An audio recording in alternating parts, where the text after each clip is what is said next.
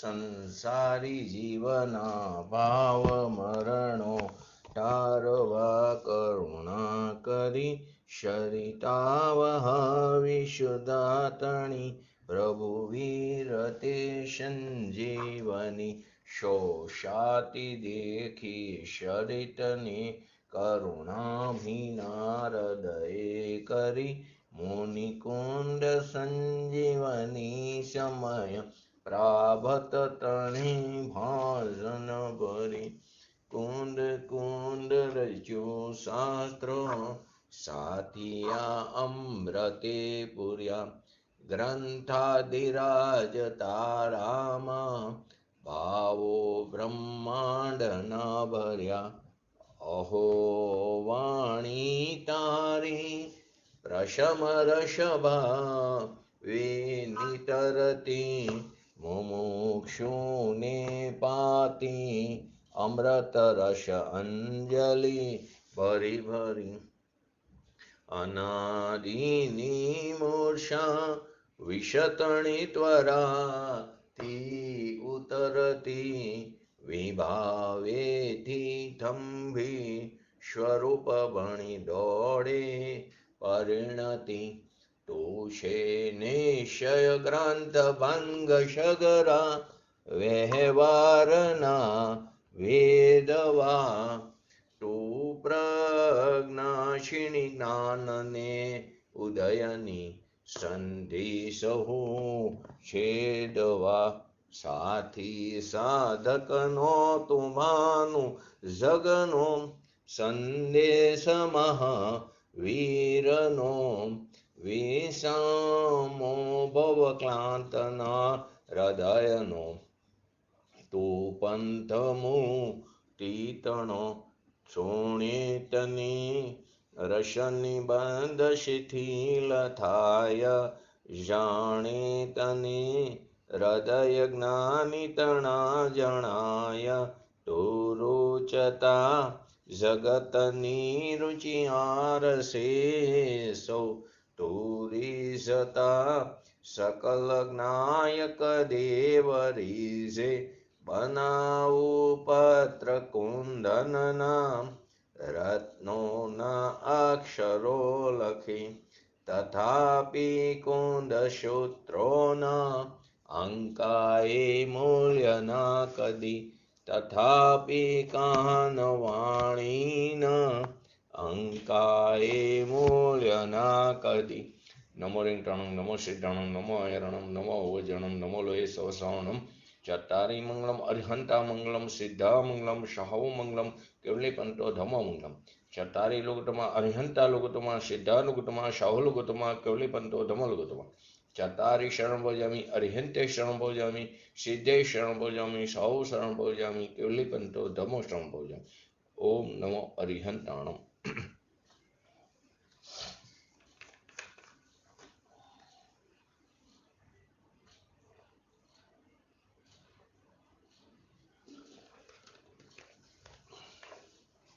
સમયસા ગ્રંથાધિરાજ કર્તા કર્મ અધિકારની 83 નંબરની ગાથા આપણે સંક્ષિપ્તમાં સમજી ગયા છીએ. વિસ્તારથી પૂજ્ય ગુરુદેવ શ્રીના પ્રવચનના આધારે દ્રષ્ટાંતોની સાથે સમજીએ તો 83 નંબરની ગાથા એનું હરિગીત જયંતિભાઈ.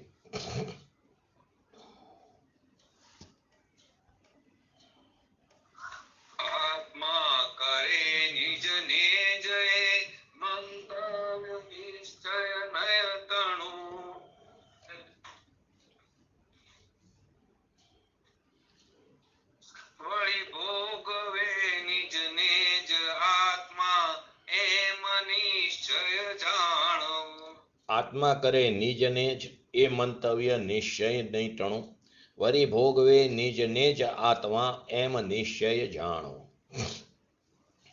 તો આગળ કર્તા કર્મ અધિકારની અંદર આગળની ગાથામાં કર્તા અને કર્મની વાત આવી, અહીં ભોગતા ભોગ્યની પણ વાત આવે છે.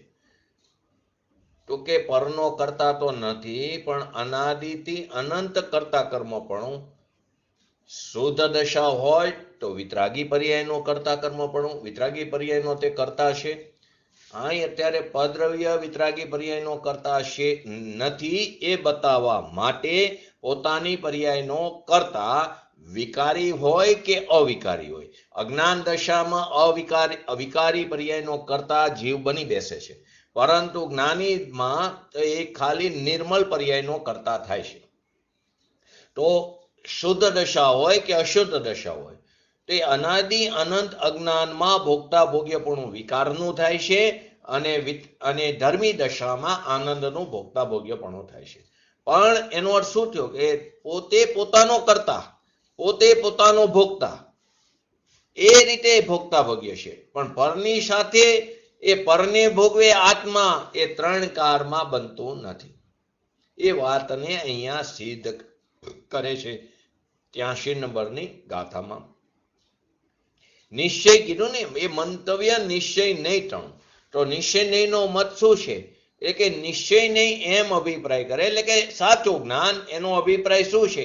આત્મા પોતાને જ કરે છે ને પોતાને જ ભોગવે છે. સામાન્ય એટલે કે સામાન્ય એટલે આત્મા પોતાને જ કરે છે ને પોતાને ભોગવે છે.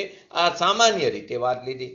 પુણ્ય પાપ કરો એટલે કે અશુદ્ધ દશા થાય કે મોક્ષ માર્ગ એટલે કે વિતરાગી દશા, પણ પોતાની પર્યાયને જ કરે છે, અને વળી આત્મા પોતાને જ ભોગવે છે. પોતાની પર્યાયનો કરતા થાય છે ને પોતાની પર્યાયને તે ભોગવે છે.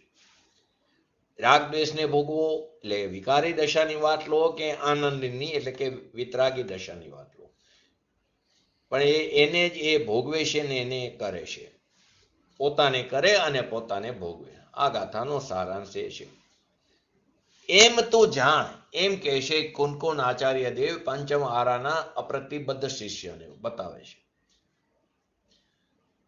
બહુ સરસ એક એક્ઝામ્પલ પણ આપ્યું છે. જો આપણે કંઈક એવી ઘટના ઘટી જાય, દરેકના જીવનમાં આવી ઘટના ઘટતી હોય, જેની સાથે સંયોગો હોય છે, એનો જ્યારે વિયોગ થાય ત્યારે આર્ત ધ્યાન રૌદ્ર ધ્યાન થઈ જાય છે. પણ સ્વાધ્યાયનો બર હશે તો એ આર્ત ધ્યાન રૌદ્ર ધ્યાન લાંબો સમય નહીં રહે. એ તરત પાછો વર્ષે પોતાના સ્વાધ્યાયના બરથી. આર્ત ધ્યાન તો મુનિરાજને પણ છે 6ઠા ગુણસ્થાન સુધી, પરંતુ એ સાથે 3 કષાય ચોકડીની અભાવરૂપ વિતરાગ પ્રણિતિ હોવાને કારણે, પોતાની દ્રષ્ટિ પોતાના જ્ઞાયક તરફ ટકેલી હોવાને કારણે એના બરે એ એની અંદર જોડાતો નથી.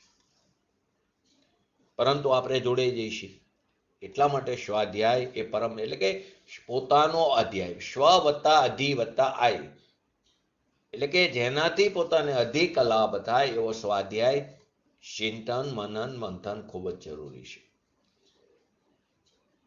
જો સ્વાધ્યાય હોય તો પરિણામોમાં કેવો ફેર પડે છે. સ્વાધ્યાય ન હોય તો પણ કોઈ કશાયની મંદતા હોય એને પણ પરિણામોમાં ફેર પડે છે. ભદ્ર પરિણામ વાળો કોઈ જીવ હોય. બહુ સરસ એક એક્ઝામ્પલ શાસ્ત્રની અંદર બતાવ્યું છે કે જંગલમાં ભરવાડ ગાય ચરાવવા જતા હોય, પોતાની અને બીજાની બધાની ગાય ચરાવવા ગોવાળ જતો હોય, તો એક માજી હતા, એને એકને એક દીકરો હતો ભરવાડ, એનો નાનો છોકરો.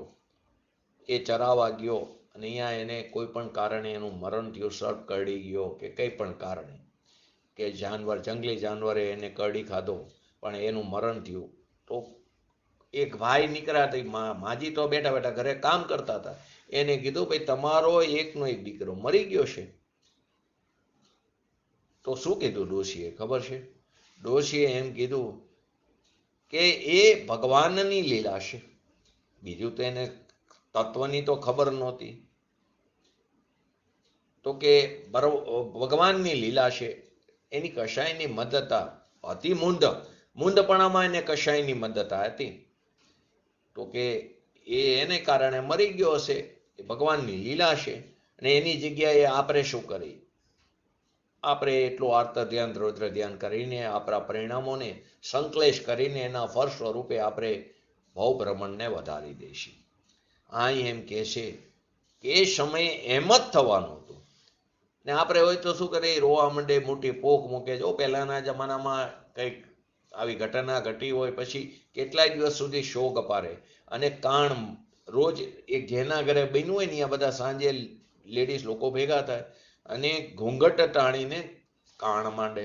હવે એ રોવે હે કે હશે ખ્યાલ ન આવે, રોતા ન હોય પણ એવું આવડવું જોઈએ એવી રીતે રોતા, એવો અવાજ કરતા.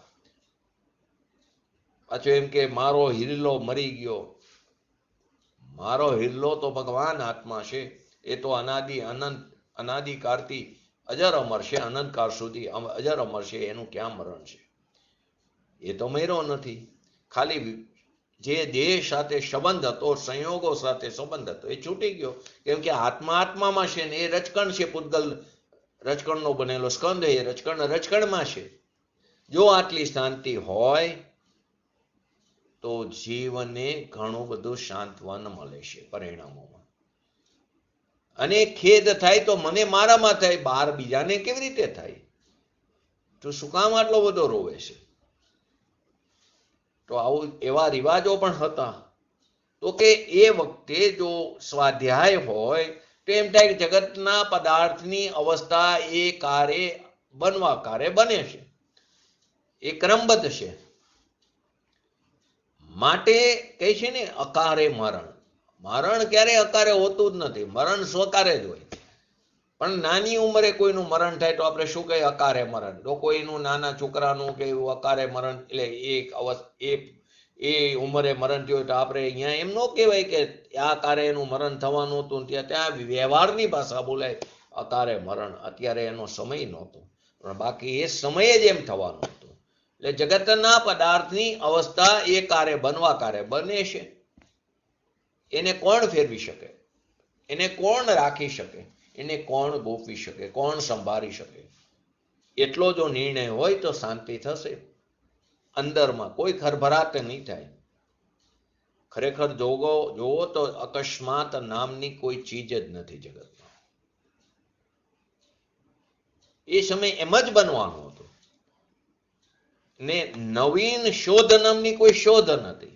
આપણે કહીએ ને આ એચિવમેન્ટ કર્યું, નવીન શોધ કરી, કોઈ શોધ જ નથી. નવું કંઈ છે જ નહીં. બધું અનાદિકાળથી છે ને અનંતકાળ સુધી.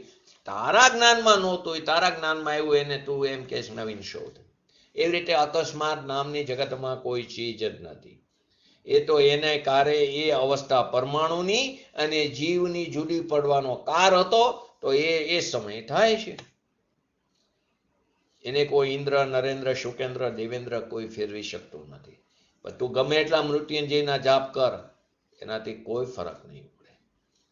માટે એટલો નિર્ણય કરવાથી, એટલે આવો સંયોગોમાં ફેરફાર થાય. જો આવો નિર્ણય હોય તો સંયોગોમાં ફેરફાર થાય તો શાંતિ રહેશે પોતાની અંદર. એ મારું એ ક્યાં કાર્ય છે? હું એ મારું કાર્ય નથી. મારા સ્વચતુષ્યની બહાર છે, મારી મર્યાદાની બહાર છે. હું એને કેવી રીતે રાખી શકું, એને કેવી રીતે સંભાળી શકું?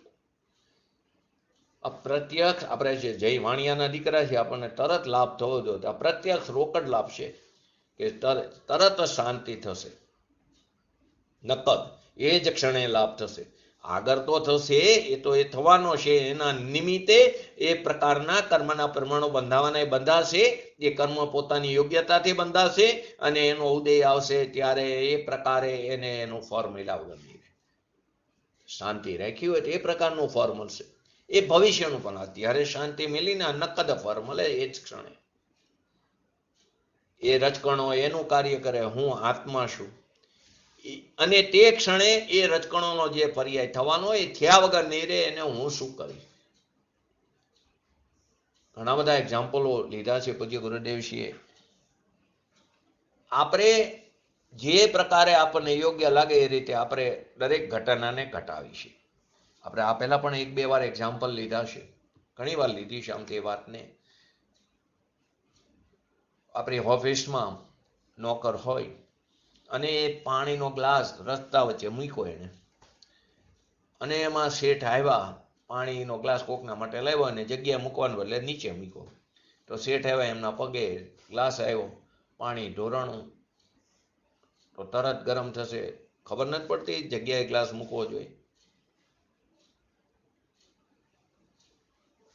અને એ જ વસ્તુ જો નોકરથી ઘટી હોત, એને મૂક્યો ને એનાથી જ ધોરણ હોત, અથવા તો શેઠે મૂક્યો ને એનાથી ધોરણો હોત, તો એમ કે જોઈને નથી ચાલતો.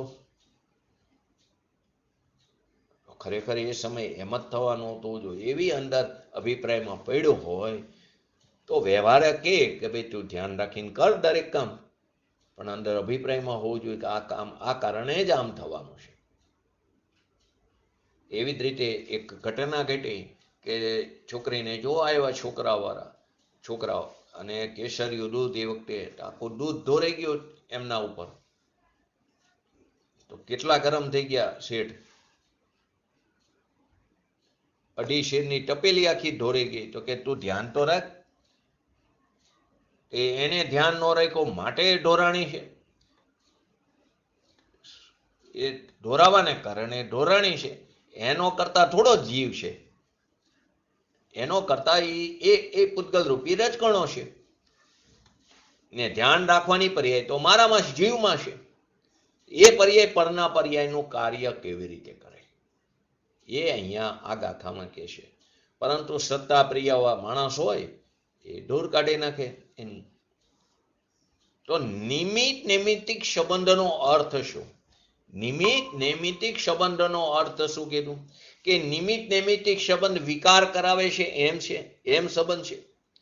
જો એ વિકાર કરાવે તો કર્તા કર્મ થઈ ગયું.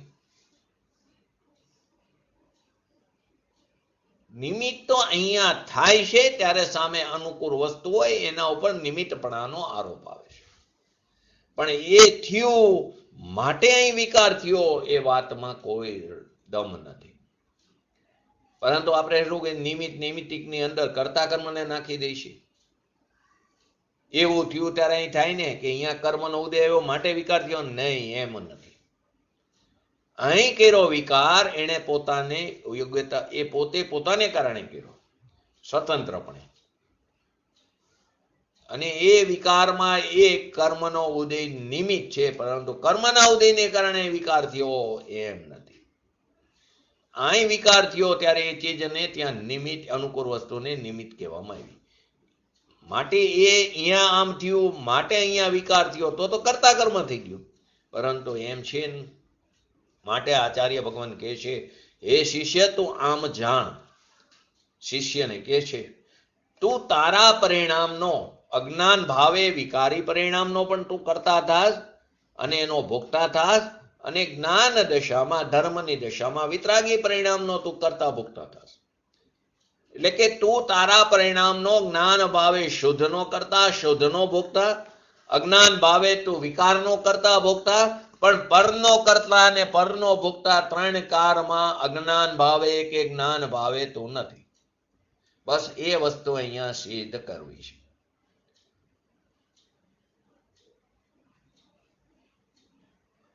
તો જેવી રીતે એક્ઝામ્પલ દરિયાનું આપ્યું, ઉતરંગ એટલે કે તરંગો મોજા ઉછરે દરિયાની અંદર અને તરંગો વિલય પામ્યા, એને નિસ્તરંગ કીધું. એ અવસ્થાઓ એટલે તરંગનું ઉઠવું અને તરંગનું શમાવવું. તો દરિયાનો જે મોજું છે એ ઉઠે ત્યારે પવનનું વાવું, એટલે પવનની લહેર ઉઠે એને નિમિત્ત કહેવામાં આવ્યું. પણ એ પવન છે માટે મોજાની લહેર ઉછરી એમ નથી. જો પવન એમ થયો, પવનની લહેર આવી અને મોજાની લહેર ઉછરી, તો પવન કરતા અને મોજું કાર્ય એમ નથી. કેમ કે કરતા અને કર્મ નિયમથી અભેદ હોય છે એક જ જગ્યાએ. નહીં તો પવન જુદી વસ્તુ થઈ, જુદું થયું એ કરતા, અને દરિયો જુદું દ્રવ્ય છે દરિયાના મોજા, તો કરતા કર્મ જુદું થઈ ગયું, એમ છે ને. જેમ ઉત્તરંગ અને નિસ્તરંગ અવસ્થાઓને જો એક બે પ્રકારની નદીઓ છે, 3 લોક આપણે લીધેલું એમાં આવેલું, અને 3 લોકનું ખૂબ સુંદર રીતે કોઈ સમજાવ્યું હોય આ સમાજમાં, તો એનું શ્રેય પંડિત શ્રી સંજીવજી ગોધાને જાય છે. શ્રી ઉજ્જવલાબેન શાહને જાય છે. ખૂબ સુંદર રીતે 3 લોકને સમજાયું છે. તો એની અંદર ઉત્તરંગ અને નિસ્તરંગ, કેમ કે આપણે પ્રાકૃતિક ભાષાને અથવા એ શાસ્ત્રોના અર્થને સમજી નથી શકતા, તેમને આપણી ભાષામાં સુંદર રીતે સમજાવ્યું. તો એવી અંદર 2 નદી છે, ઉન્મગ્ન અને નિમગ્ન. વેકાલ પર્વતની અંદર નિમગ્ન નામની નદી છે. એમાં કોઈ પણ હલકી ચીજ નાખો ને તો પણ એને ડૂબાડી દે, એનો સ્વભાવ છે એવો. અને ઉન્મગ્ન નામની નદી છે, એમાં ગમે એવી ભારે વસ્તુ નાખો તો એને ઉલારીને બહાર કાઢી નાખે, કાંઠે રાખે. આવી બે નદી છે.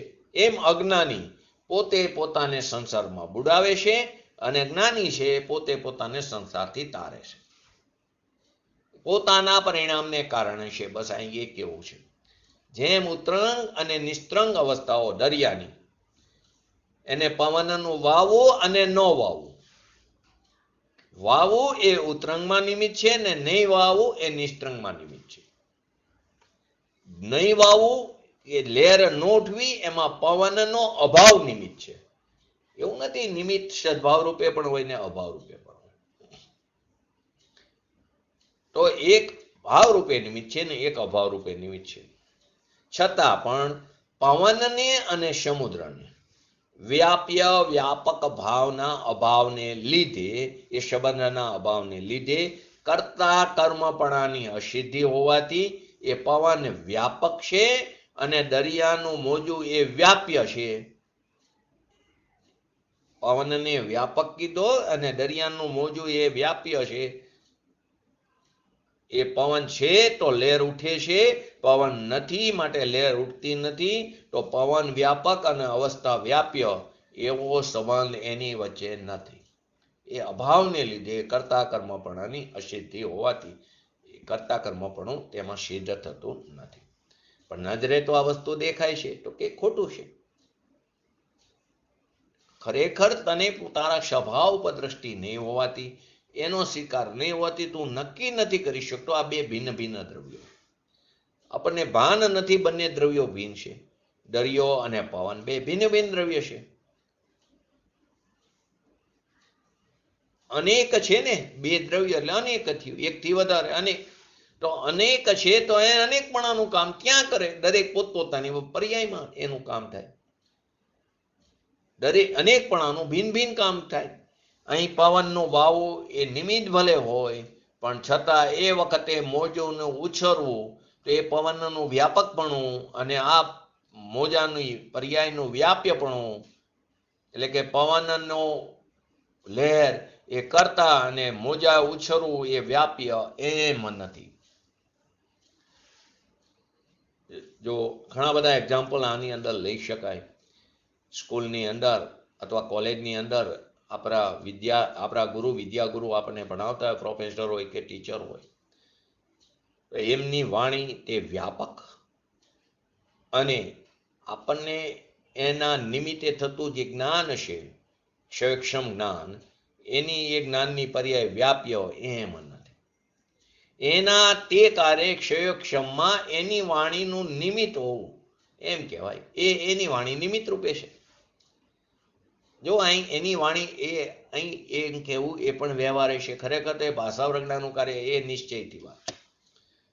પણ એ છે, એની વાણી છે માટે મને ક્ષયક્ષમ થયો એમ નથી. એવી જ રીતે પૂજ્ય ગુરુદેવસિંહને લઈ શકો અધ્યાત્મ ગુરુમાં. પૂજ્ય ગુરુદેવસિંહની વાણી, પૂજ્ય ગુરુદેવસિંહના પ્રવચનો જો એ વિવેક રૂપે તો એમ જ કહેવાય, પરંતુ અભિપ્રાયમાં હોવું જોઈએ. પૂજ્ય ગુરુદેવસિંહના જ શબ્દોમાં કહીએ કે તું મારા સામે નજર રાખી ત્યાં સુધી તને તારો ભગવાન આત્મા નહીં દેખાય.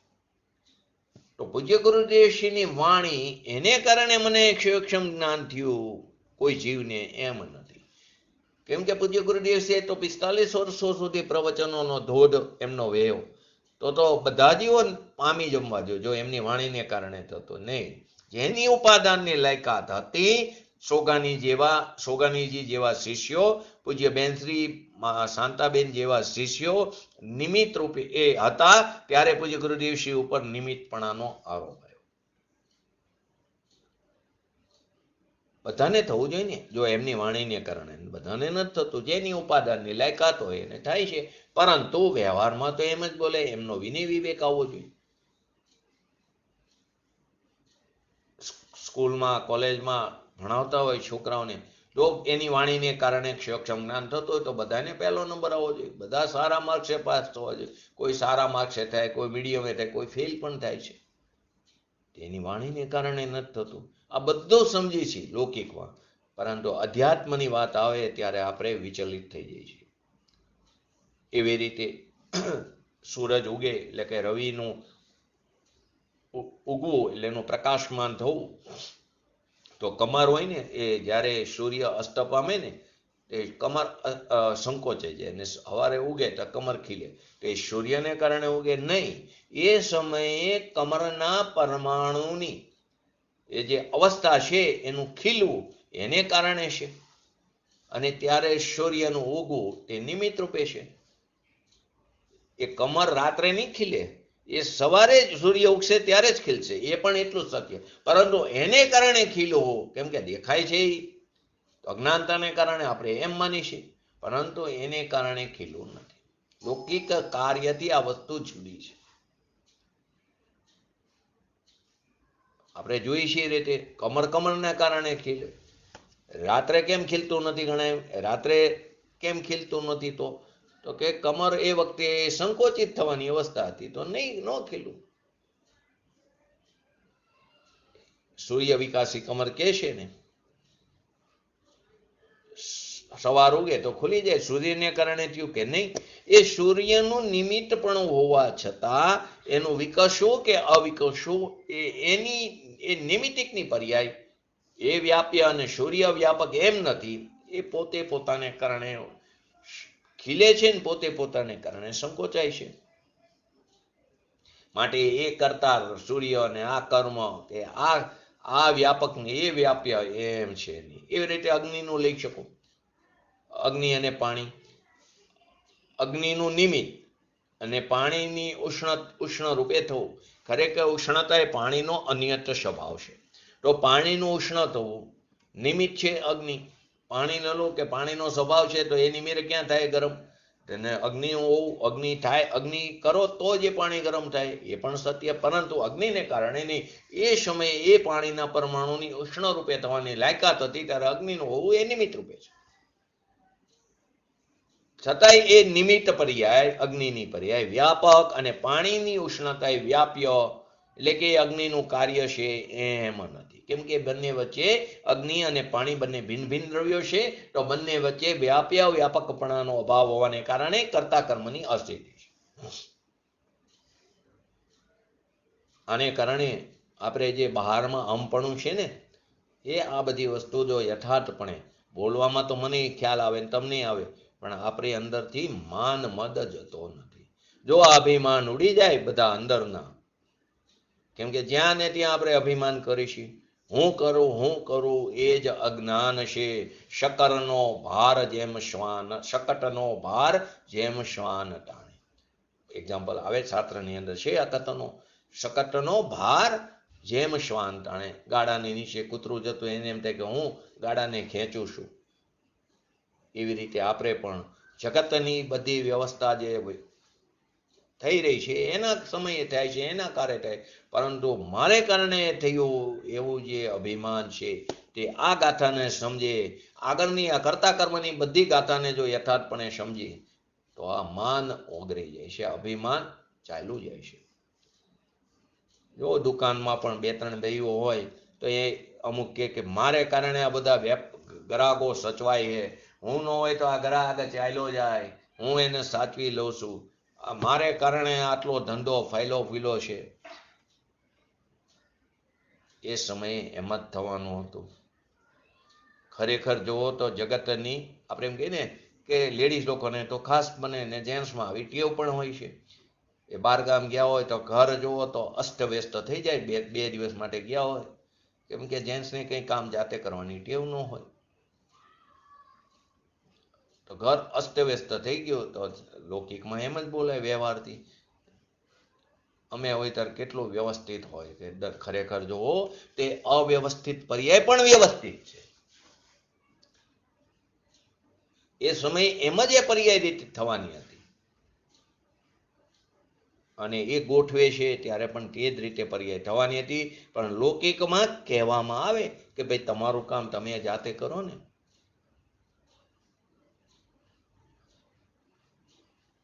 અહીંયા જે વ્યવહારના કથનો છે અહીંયા પણ અભિમાન હું કરું, અહીંયા એક અભિમાન છે ને એ પર્યાયનું, પુરુષ પર્યાયનું, એ અભિમાન જતું નથી.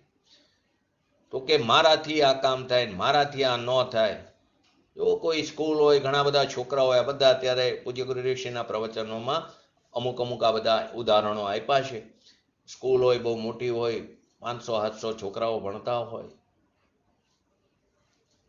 1000-2000 છોકરાઓ હોય, પણ કોઈ પ્રિન્સિપાલ એટલો કડક હોય તો એ નીકળે એટલે એકદમ શાંત થઈ જાય વાતાવરણ. એને કારણે નહીં, એ સમય એમ જ થવાનું હતું. પૂજ્ય ગુરુ ઋષિ સમયમાં સોનગઢમાં ગુરુકુળ પણ હતું. ઘણા ગુરુકુળમાં તો ઘણા બધા છોકરાઓ હોય, એ હાકર વાગે, હાકર એની જે ધ્યાન રાખવા વાળા હોય તો બધા બેસી જાય. એ હાકલ વાગે અને બેસી જાય તો એ બેસી જાય તો એની પર્યાયથી બેસે છે, પણ આને કારણે એ બેસે એમ નથી વાસ્તવમાં. એટલે એ વ્યાપક કરતા અને એનું બેસવાનું કાર્ય એમ છે. એ વખતે તેની અવસ્થાનું તે કાર્ય એ નૈમિતિક છે, અને એની હાકલ વાગવી એટલે એની બૂમ પડવી એ વાણી નિમિત્ત છે. પણ એનો અર્થ એવો નથી કે બંને વચ્ચે વ્યાપક સંબંધ. દુનિયાથી આ બધી વસ્તુ આપણને શું લાગે? વિપરીત લાગે, ઊંધી લાગે.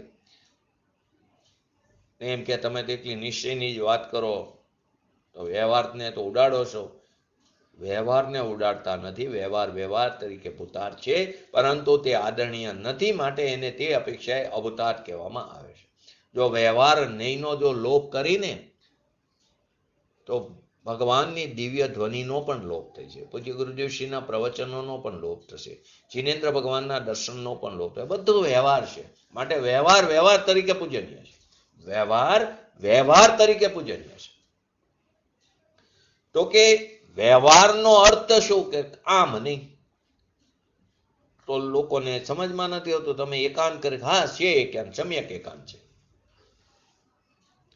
એમ પવન અને સમુદ્રને વ્યાપકના અભાવને લીધે, એટલે કે સમુદ્ર તે વ્યાપ્ય અને પવન તે વ્યાપક એવા કર્તા કર્મપણાની અસિદ્ધિ હોવાથી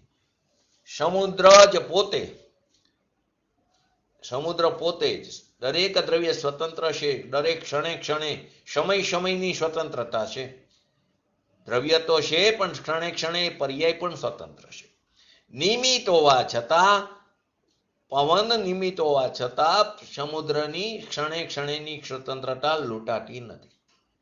એમ આ ગાથા સિદ્ધ કરે છે. કરતા કોને કંઈક સ્વતંત્રપણે સ્વાધીનપણે કરે તે કરતા. દરિયો સ્વતંત્ર કરતાપણે એની લહેર ઉઠે છે, મોજા ઉછે છે, અને લહેર બંધ થાય એ સ્વતંત્રપણે એ કરતાથી એની લહેર બંધ થાય છે.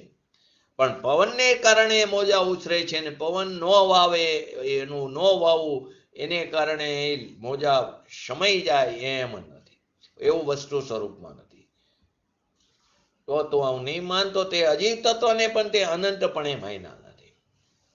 અનંતપણે માને તો અનંતની પર્યાયમાં એક દ્રવ્યની પર્યાય બીજાને કારણે થાય એમ એ હોઈ શકે નહીં. 7 તત્વની શ્રદ્ધામાં અજીવ તત્વની પણ શ્રદ્ધા આવી જાય. અજીવને અજીવ તરીકે યથાર્થપણે માન્યું, એનું નામ સમ્યક જ્ઞાન કહેવામાં આવે છે. દરેક દ્રવ્યની અપેક્ષા એ વાત છે. અજીવને અજીવ તરીકે યથાર્થ માનવું પડશે. અજીવની શ્રદ્ધાનો અર્થ શું? કે અજીવ જેટલા પ્રકારના તત્વો જે અજીવ છે તે તેટલા પ્રમાણમાં રહીને પોતાની પર્યાયનું કાર્ય તે સમયે કરે છે. એ પણ સ્વતંત્ર છે. એ પર્યાય બીજાનું કરે વ્યાપક થઈને તો અનંતપણે પૃથક નહીં રહે. એકબીજામાં તો સમય છે. એક દ્રવ્યનો નાશ થાય તો 6 દ્રવ્યનો નાશ થાય તો વિશ્વનો નાશ થવાનો પ્રસંગ આવે, જે શક્ય નથી.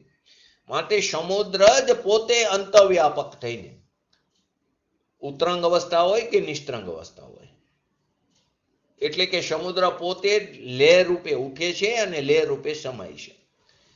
તેના આદિ મધ્ય અંતમાં જ સમુદ્ર પોતે જ છે.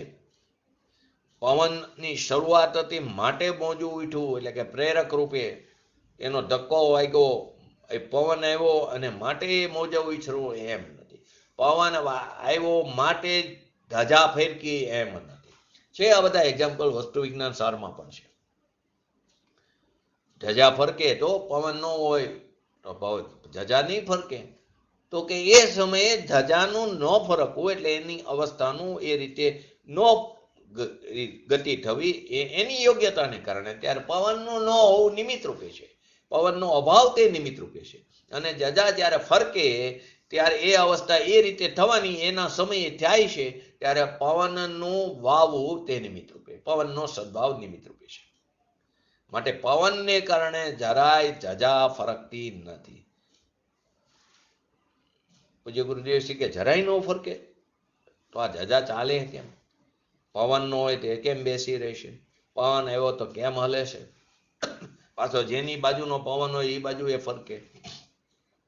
તો એ નિમિત્ત હોવા છતાં એ પવન વ્યાપક અને એ ધજાની પૂંછડી વ્યાપ્ય એમ નથી, ત્રણ કાળમાં નથી. કેમ કે બંને ભિન્ન ભિન્ન દ્રવ્ય છે. તો બંને વચ્ચે વ્યાપ્ય વ્યાપક ભાવના અભાવને લીધે કર્તા કર્મપણાની સિદ્ધિ છે. આ તત્વની વ્યામસારા છે. જો દરિયાની અંદર દરિયો હોય તેમાં તો બપોરે ખરો તડકો હોય, ક્યાંય તમને છાંયો ન દેખાય, પરંતુ ઉપરથી મોટું પક્ષી સમડી જાય તો નીચે દરિયાના પાણીમાં છાંયો પડે. તો એ સમડીને કારણે પડ્યો તો કે નહીં, એ નિમિત્ત છે. પણ નિમિત્ત હોવા છતાં વ્યાપ્ય વ્યાપક નથી. એનું વ્યાપકપણું અહીં છાયાના વ્યાપે પણ એનું એ વ્યાપક અને છાયા વ્યાપ્ય એમ નથી, એમ સિદ્ધ કરે છે.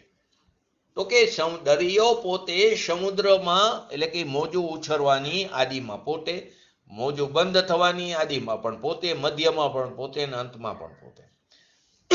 એ આદિ મધ્ય અંતમાં પોતે વ્યાપીને ઉત્તરંગ અને નિસ્તરંગ એવી અવસ્થાને પોતે પોતાને કરતો થકો, તે પોતાને એકને જ કરતો પ્રતિભાસ, પોતાને કરતો થકો પોતાને એકને જ કરતો પ્રતિભાસે છે. આ બધી એક નવું આવ્યું, એ પોતાને એકને જ કરતો પ્રતિભાસે. તો કે અમને તો ભાષે પવનને કારણે થાય. તો અહીંયા કે છે ને પોતાને એકને જ કરતો પ્રતિભાસે છે, અન્યને કરતો પ્રતિભાસતો નથી. અન્યને કરતો એટલે કે પવનને કરતો પ્રતિભાસતો નથી. પવનને લાવવું આવવું એ કરતો પ્રતિભા. મારે મોજા રૂપે સમુદ્ર ઉછળો તે પવનને લાવે એમ નથી, અન્યને કરતો પ્રતિભાસતો નથી. મોજાનું સમાવું ત્યારે પવનનો અભાવ એને કરતો પ્રતિભાસતો નથી. આવી સ્વતંત્રતા છે દરેક વસ્તુની, પદાર્થની પર્યાય સ્વતંત્ર થાય છે. નિમિત્ત હોવા છતાં વ્યાપ્ય વ્યાપક નામ કર્તા કર્મ વ્યાપે વ્યાપકના અભાવને લીધે કર્તા કર્મની અસિદ્ધિ છે. માટે આ એક્ઝામ્પલ આપ્યું છે ઉત્તરંગ અને નિસ્તરંગનું. બંને અવસ્થાને એટલે દરિયાનું મોજાનું ઉપજવું અને વ્યય થવું એવી દરિયાની અવસ્થાને પવનનું વાવો અને નહીં વાવવું તે નિમિત્ત હોવા છતાં, એટલે પવનનું નિમિત્ત વાવવું તો મોજાના કારણે પવનનું થવું અને મોજાના સમાવાને કારણે પવનનું ન રહેવું એવું નિમિત્ત હોવા છતાં પવનને અને સમુદ્રને વ્યાપ્ય વ્યાપકના અભાવને લીધે એ જ સિદ્ધ કરું છે આ ગાથામાં. દરિયાનું મોજું ઉઠે છે તે પવનને લાવે છે અને મોજું સમાય છે તો પવનનું નથી આવું થતું. એને કારણે આમાં થાય ને આને કારણે એમાં થાય એમ નથી. એટલે કે પવનના કારણે આ મોજું ઉછરે એમ પણ નથી અને એનું સમાવું થાય માટે મોજું સમાઈ જાય એમ નથી. દરિયાના મોજા ઉઠે છે તો એ પવનને લાવે છે એમ નથી, અને મોજું સમાય છે તો પવનને બંધ કરે છે એમ નથી. તો કે પવનનું એટલે કે મોજું ઉઠે, પવન છે માટે મોજું ઉઠે એમ પણ નથી, અને પવનનો અભાવ છે નિમિત્ત રૂપે ને મોજું બેસી જાય એમ નથી. તો એ પવનનો એ કરતા નથી, એને અન્યને કરતો પ્રતિભાસતો નથી એમ સિદ્ધ કરવું છે. દરિયો પોતાના ઉત્તરંગ અને નિતરંગને તે કરે છે, એકને જ કરતો પ્રતિભાસે છે. પવનનું વાવો અને ન વાવવાને કરતો પ્રતિભાસતો નથી. એટલે કે પવનના કાર્યને દરિયો કરતો નથી અને દરિયાના કાર્યને પવન કરતો નથી. નિમિત્તપણું હોવા છતાં વ્યાપ્ય વ્યાપકના અભાવને લીધે, એટલે કે સમુદ્ર છે એને પવનને લાવે છે અથવા એનો પવનનો કર્તા છે કે પવન પોતે વ્યાપક થઈને દરિયાની લહેરને ઉછારે છે એમ નથી, એને તાબે થઈને નથી, એમ કહેવા માંગે છે આ ગાથામાં. તો અહીં એમ કહે છે, અહીં તો આપણને બાર લૌકિકમાં તો દેખાય એને કારણે થાય છે. પવનના નિમિત્તનો કરતા આ નથી, પવન લાવે છે માટે આમ થાય છે એમ તો નથી, પણ આમ થાય છે માટે પવનને લાવે છે એમ પણ નથી. મોજું ઉછરે માટે તે પવનને લાવે છે એમ પણ નથી, ને પવન છે માટે મોજું ઉછરે છે એમ પણ નથી. તો આમાં એક વસ્તુ તો અજ્ઞાની પણ માને છે, અન્ય મત પણ માને છે. મોજું ઉછરે એ પવનને લાવે એવું તો કોઈ માનતું જ નથી, પણ પવન છે માટે મોજું ઉછરે એવું માને. આ તો કોઈ નથી માનતું. દરિયામાં કે ધજા ફરકી એ પવનને લાવે છે એમ કોણ માને? પણ પવન ફરકે છે માટે ધજા, પવન વાય છે માટે ધજા ફરકે છે એમ તો બધા માને અજ્ઞાન દશે અથવા અન્ય મત. પવન લાવે છે એમ તો કોઈ માનતું નથી, પણ પવન એને કરે છે મોજાને ઉછરે છે એવું તો માને. અહીંયા એ સિદ્ધ કરવું છે પોતે પોતાની ઊંચા નીચાની અવસ્થાનો કરતા એ પોતે છે, પણ પવન એનો કરતા નથી.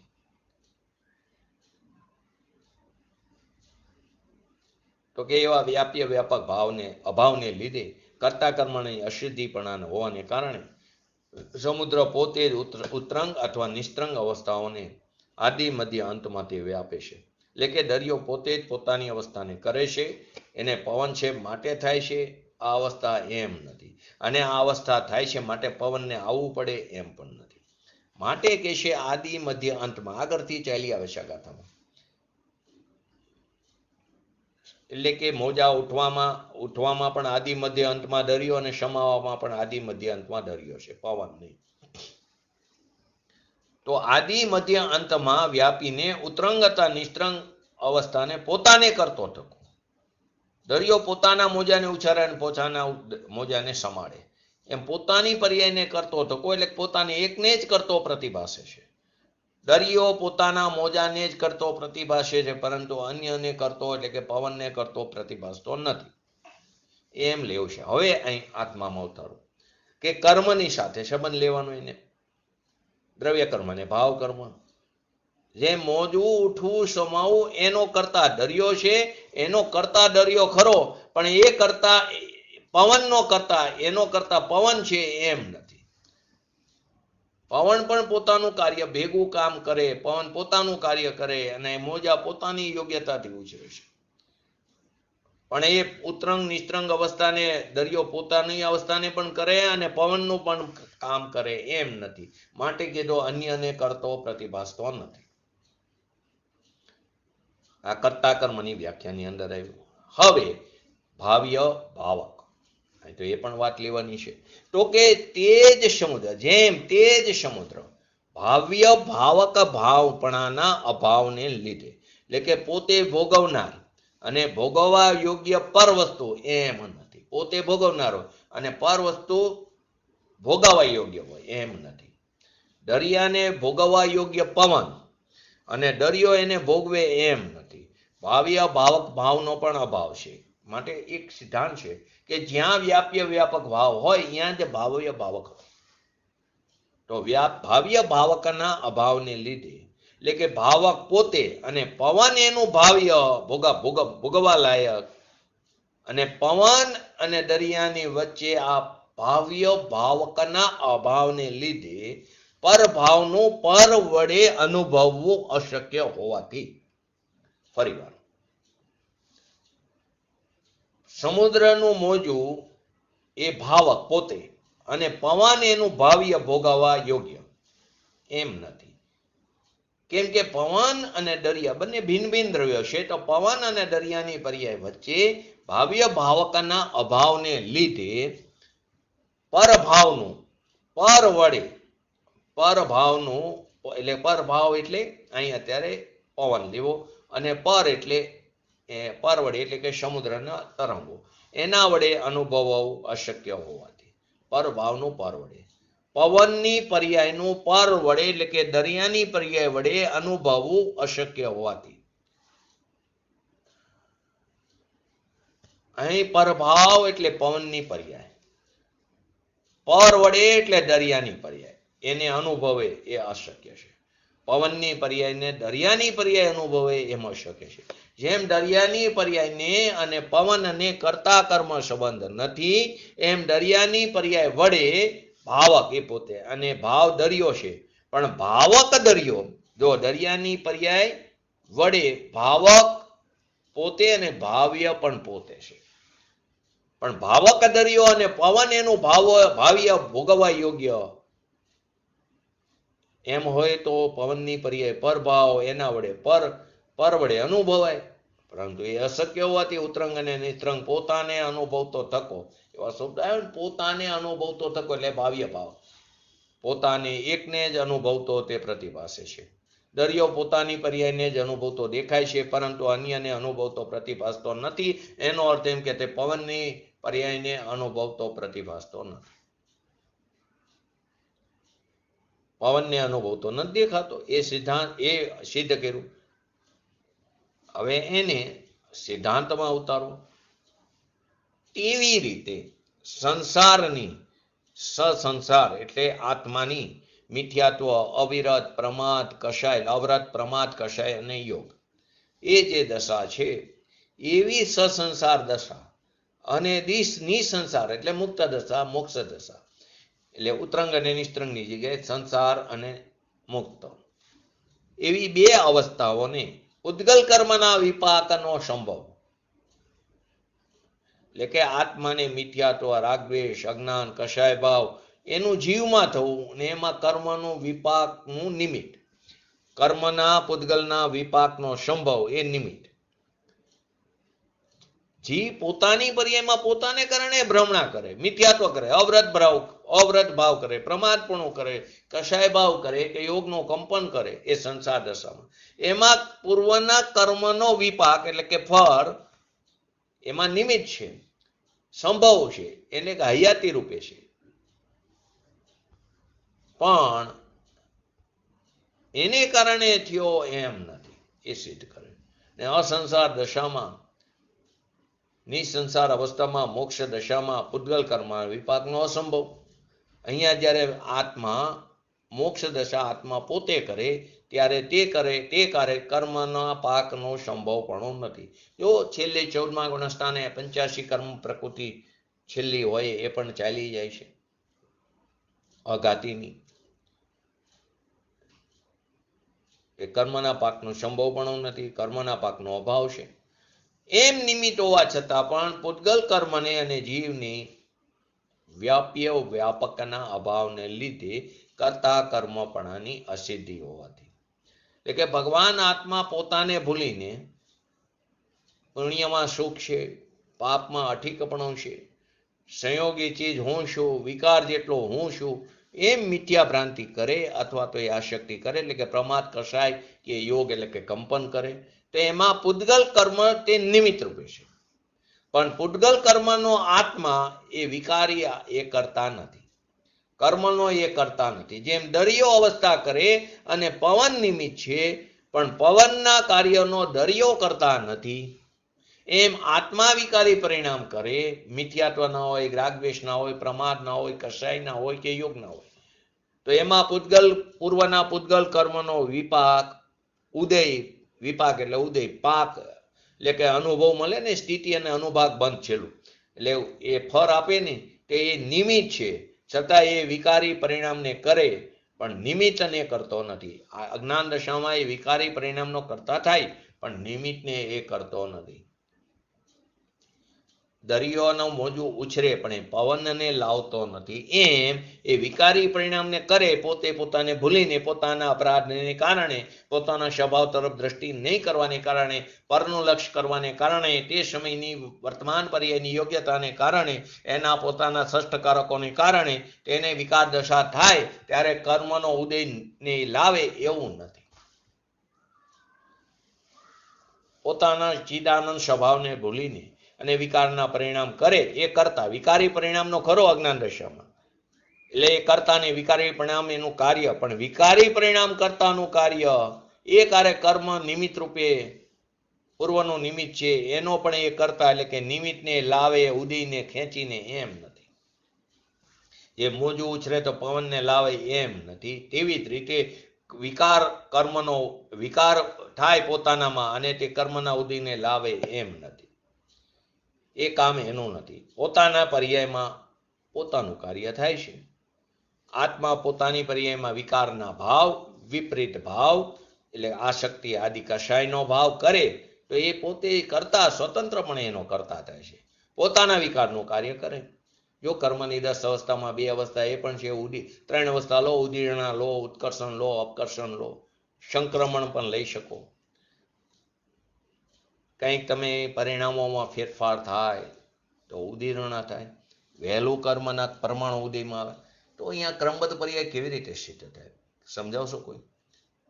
જો આપણે એનું એક્ઝામ્પલ આપીશું ઉદીર્ણાનું. 2-3 એક્ઝામ્પલ આપ્યા. એક તો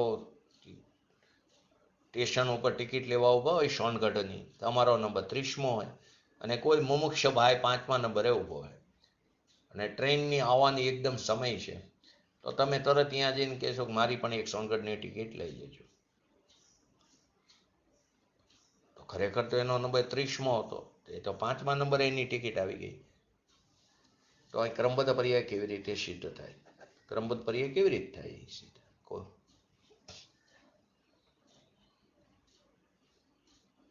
બોલો જયંતિભાઈ, અમિતાબેન.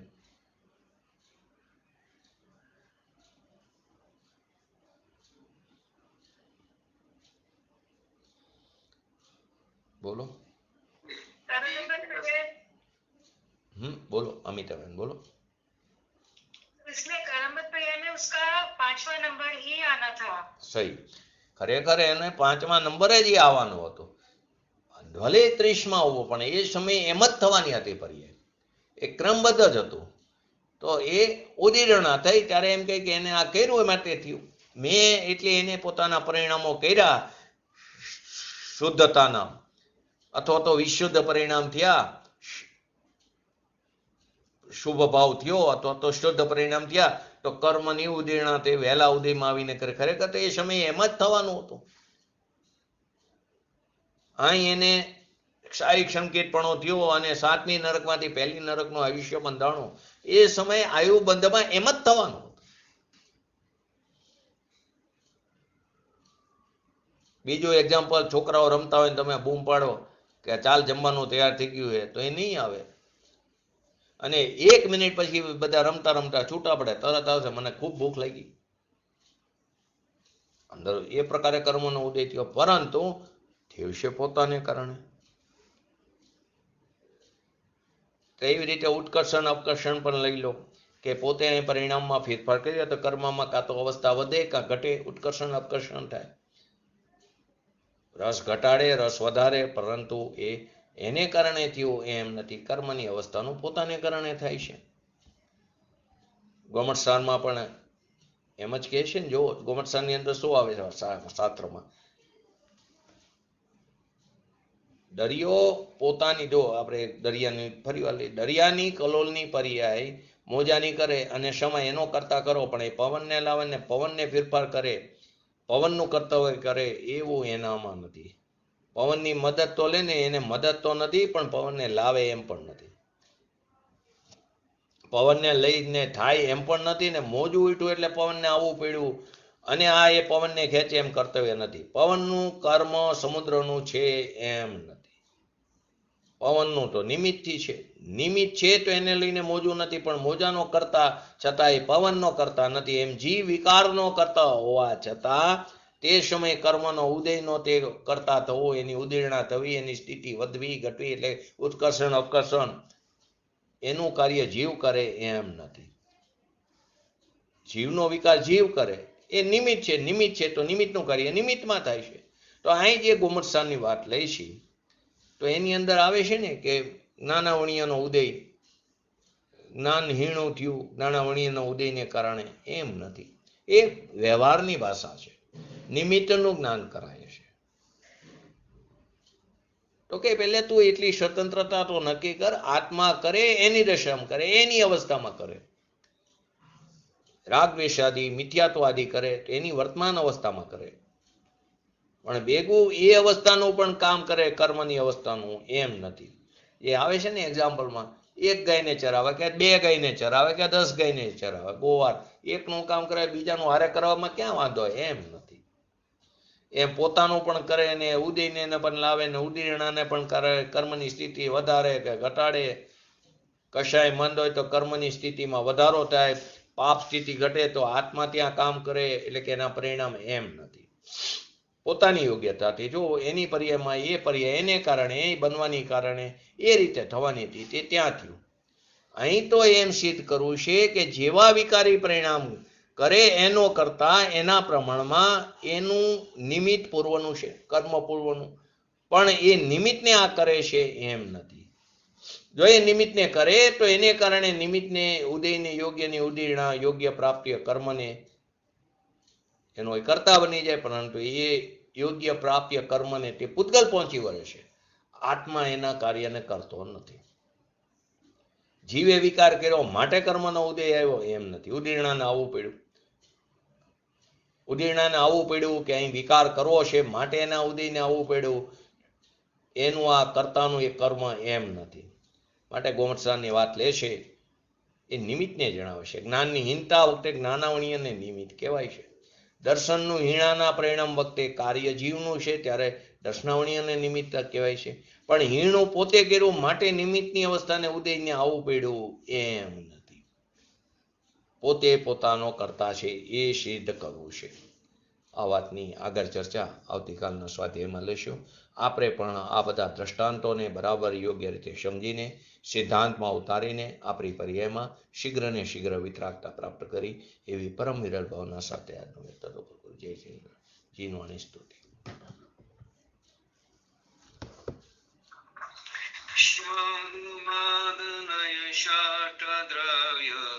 गुण पर्याय और प्रमाण का जड़ कर्म चेतन बंध कारू कर्म के अवसान का कह कर स्वरूप यथार्थ जग का जो किया उपकार है उसके लिए जिनवाणी मात को वंदना शत बार है, वंदना शत बार. नमो रिंटाणं नमो सिद्धाणं नमो ऐरणं नमो उजणं नमो लोये सवसवणं चत्तारि मंगलम अरिहंता मंगलम सिद्धा मंगलम शाहो मंगलम केवली पंतो धम्मो मंगलम चत्तारि लोकोत्तमा अरिहंता लोकोत्तमा सिद्धा लोकोत्तमा शाहो लोकोत्तमा केवली पंतो धम्मो लोकोत्तमा चत्तारि शरणं भजामि अरिहंते शरणं भजामि सिद्धे शरणं भजामि शाहो शरणं भजामि केवली पंतो धम्मो शरणं भजामि. बोलिए श्री पंच परमेश्वरी भगवंतोनो जय. बोलिए श्री जिनवाणी मातनो जय. बोलिए श्री परम पूज्य परम उपकारी श्री सद्गुरु देवनो जय. बोलिए श्री प्रक्षामूर्ति भगवती मातनो जय. बोलिए श्री सनातन जैन दिगंबर धर्मनो जय. जय.